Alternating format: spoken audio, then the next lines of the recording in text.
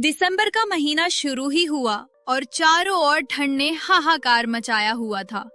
ये हवाएं गांव में तेजी से बह रही थी। लोग चाय की दुकानों पर भीड़ लगाए बैठे थे। ए भाई, इस साल तो नवंबर ने ही हड्डियां जमा दी।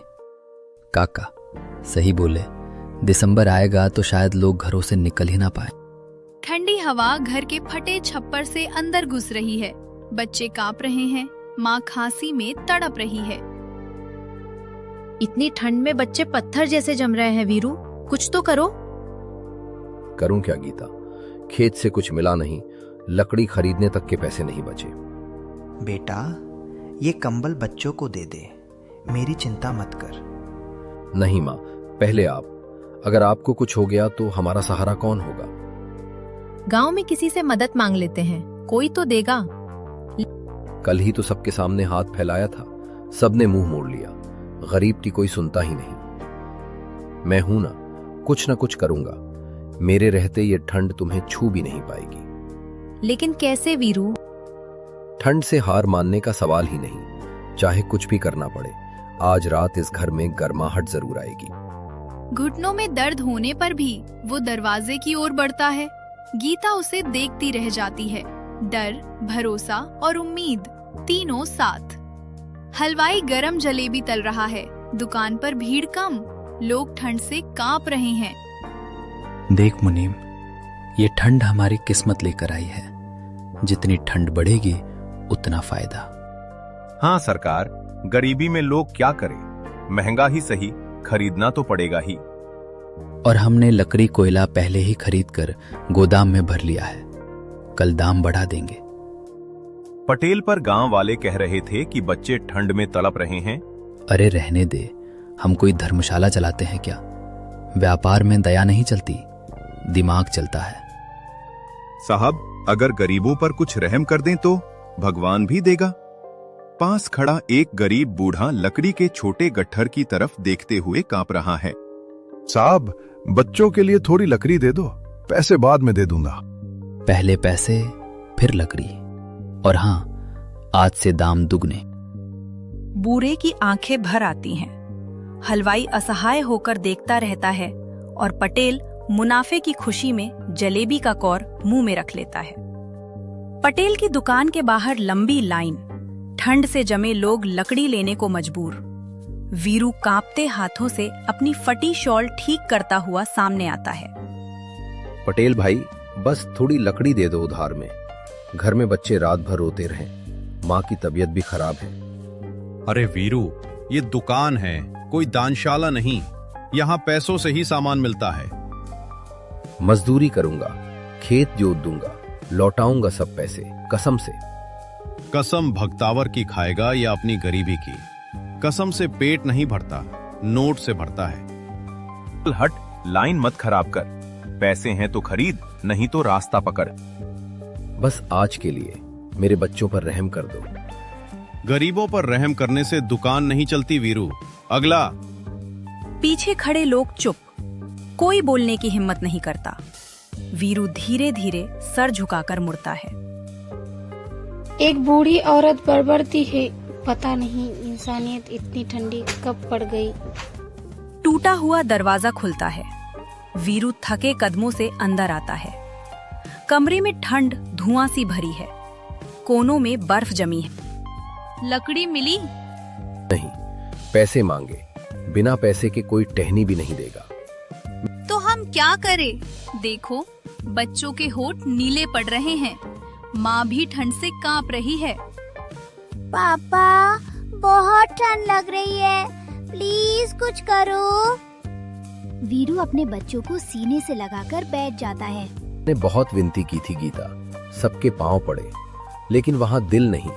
गोदाम में पत्थर जमा करके रखे हैं। बच्ची, गांव में इतनी ठंड पहली बार पड़ी है। कोई समझता ही नहीं कि गरीबों के घर आग नहीं जलती। बेटा, मैं ठीक हूँ, पहले बच्चों को बचा लो, मैं बूढ़ी हूँ। वीरू की आंखों से आंसू गिरते हैं। वो माँ के पैर पकड़ लेता है। नहीं माँ, तुम भी मेरी जिम्मेदारी हो। मैं सबको बचाऊंगा, कुछ न कुछ करूंगा, चाहे कुछ भी करना पड़े। वीरू दृढ़ता से उठता है, पर उसकी आंखों में डर और दर्द साफ है।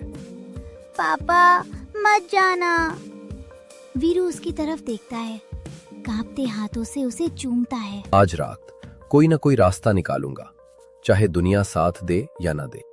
रात का समय, अंधेरा, घना कोहरा और इतनी ठंडी हवा कि पेड़ों की शाखाएं कांप रही हैं। गांव के लोग अलाव के पास इकट्ठे। बेटा, आज की रात गांव की सबसे खतरनाक रात होगी। पिछली बार भी ऐसी ठंड में 2 लोग चल बसे थे। अस्पताल जाने की भी ताकत नहीं बचेगी। ये ठंड जैसे चीर के रख दे रही है, हड्डियों तक दर्द पहुंच रहा है। लकड़ी ही नहीं बची जलाने को, बच्चे कांप रहे हैं। भगवान को कब रहम आएगा? हवाओं का रंग भी बदल गया है। हवा में मौत की गंध है बेटा। कोई भी बाहर मत निकलना, आधी रात सबसे खतरनाक होती है। लेकिन वीरू अभी तक घर नहीं लौटा, लकड़ी लेने गया था। प्रार्थना करो बेटा, इस रात से कोई इंसान सुरक्षित निकल जाए, वही बहुत है। हवा और तेज चलने लगती है। दूर कहीं कुत्ता जोर से भौंकता है। झोपड़ी के अंदर ठंड भरी रात। माँ खांस रही है, बच्चे रो रहे हैं। अलाव बुझ चुका है। वीरू बेचैन खड़ा है। गीता, मैं जंगल जाऊंगा लकड़ियों के लिए। ऐसे बैठकर देखने से कुछ नहीं होगा। रात को मत जाओ वीरू, जंगली जानवर घूमते हैं। पिछली बार रामू को किस हाल में लाए थे तुम जानते हो? जानवर से लड़ सकता हूँ, पर ठंड से कैसे लड़ूंगा? ये ठंड जानवरों से भी ज्यादा खतरनाक है गीता। हम आगे नहीं टिक पाएंगे। पापा ठंड लग रही है। बस थोड़ा सा इंतजार कर बेटा, मैं अभी आता हूँ। आज कोई नहीं रोएगा हमारे घर में। बेटा मत जा, अंधेरा निकल जाएगा। माँ, मुझे डर नहीं लगता। मुझे डर तब लगता है जब तुम लोग तकलीफ में दिखते हो। गीता फिर रोकने की कोशिश करती है। 1 मिनट रुक जाओ, शायद सुबह।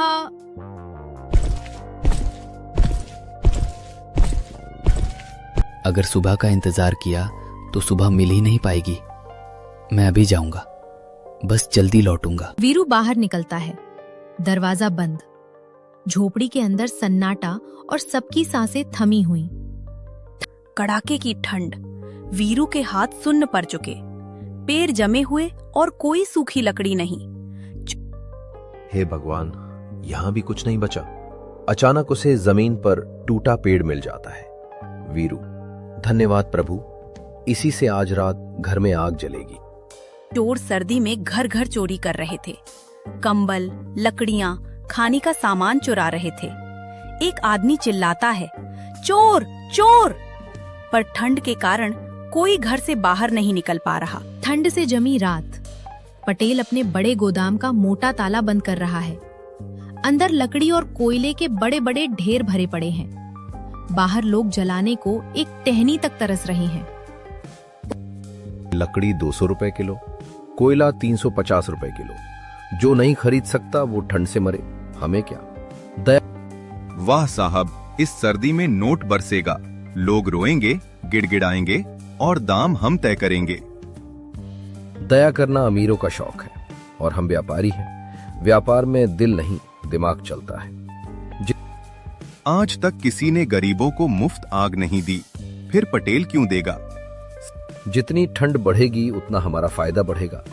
आधी रात को खुद आकर पैर पकड़ेंगे लोग, तब भी बिना पैसे कुछ नहीं मिलेगा। इस समय पास से एक बूढ़ी औरत गुजरती है, बच्चे को गोद में लिए, कांपती हुई।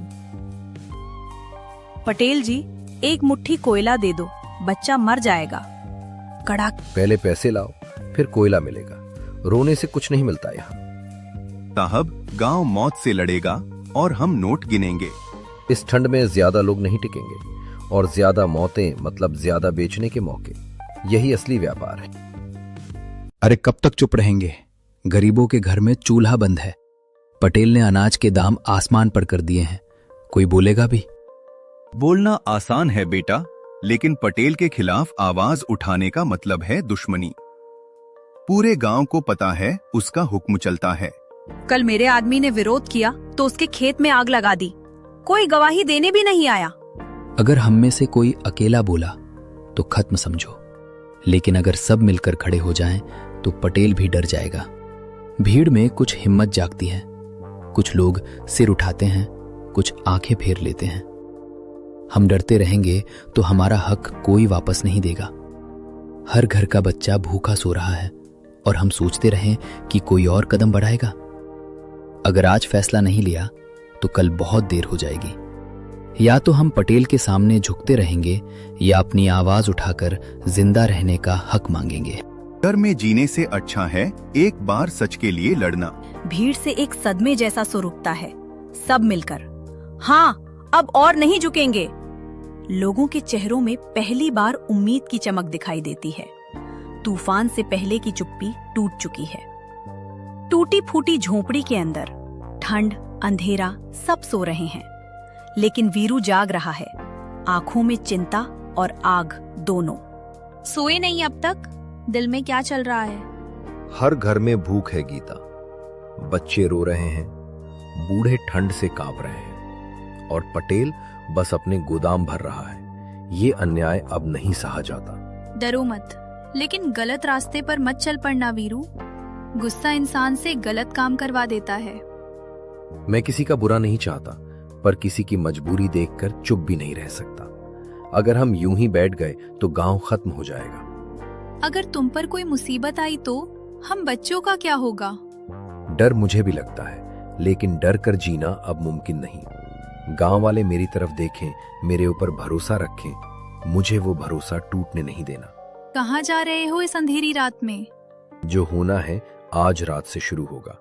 मैं गलत रास्ता नहीं चुनूंगा, लेकिन मैं गांव वालों को मरने भी नहीं दूंगा। जो होगा देखा जाएगा। गीता की आंखों में आंसू, डर भी और वीरू पर गर्व भी। पूरा गांव जमे हुआ पत्थर जैसा, वनस्पति सफेद, पानी, बर्फ, लगातार आवाजें। बच्चे रो रहे हैं, बूढ़े करा रहे हैं, जानवर चिल्ला रहे हैं। आधी रात, चारों तरफ घना अंधेरा, आसमान में बादल, ठंडी हवा का शोर। दूर पटेल के गोदाम के बाहर पहरेदार सोए हुए। वीरू धीरे धीरे पास आता है, सांसों से धुआं निकल रहा है। ये लकड़ी, ये अनाज, ये पटेल की कमाई नहीं है।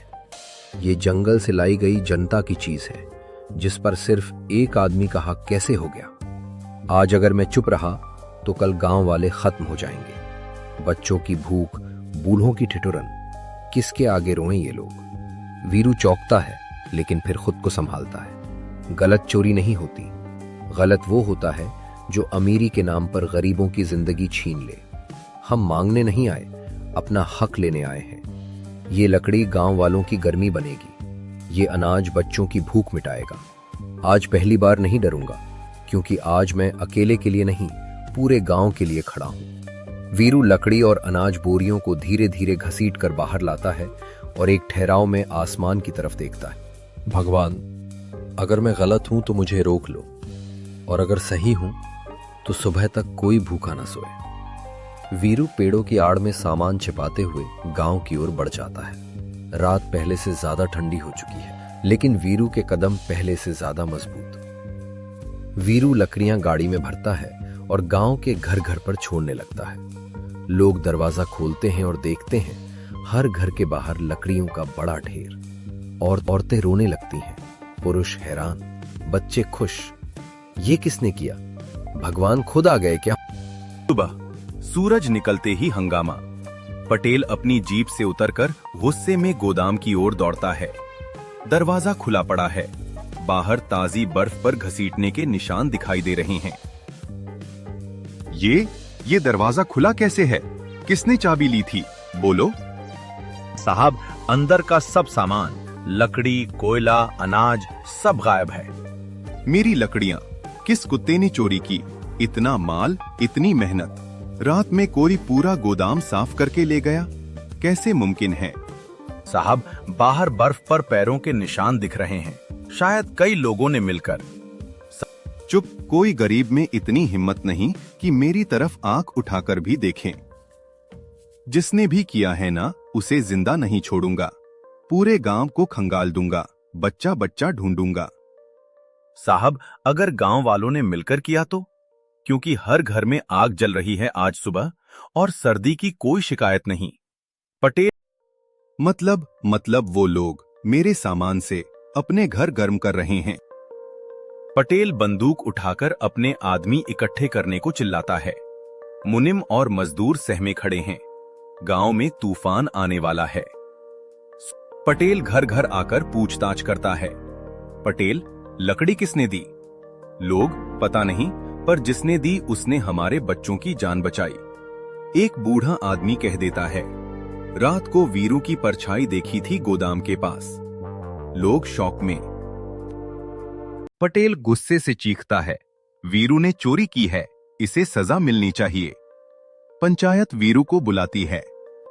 वीरू नम आंखों से कहता है, हाँ, लकड़ियां मैंने ली, पर चोरी नहीं, लोगों की जान बचाने के लिए ली। अगर गलती है तो सजा दे दो, लेकिन याद रखना, उस रात लकड़ी नहीं मिलती तो 10 लोग सुबह नहीं उठते।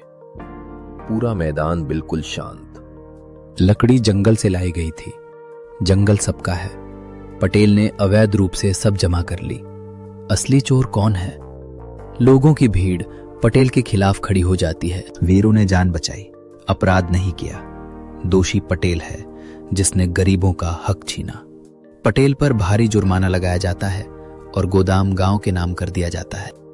रात को गांव में अलाव जल रहे हैं। गरम दूध, रोटी, आवाजें, हंसी, पूरा गांव जीवित। तुमने जान जोखिम में डाली, पर गांव बचा लिया।